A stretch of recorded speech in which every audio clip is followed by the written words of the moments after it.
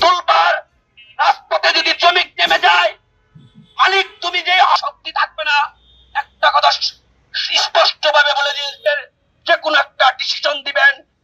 গার্মেন্টসের যে শ্রমিকগুলো অসহায় মেরে খাওয়ার তাল বাহানা করেন, যদি দালালের মাধ্যমে এই তাল বাহানা আপনাদের, আমরা শাসন বাইরের দৃষ্টি আকর্ষণ করে বলছি, আপনাদেরকেও শ্রমিকের গাম শুকানে রেখেছে, তাদের মূল্য পরিশোধ করতে হবে।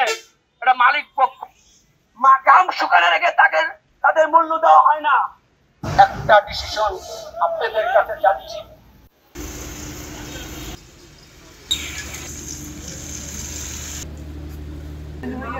বলেন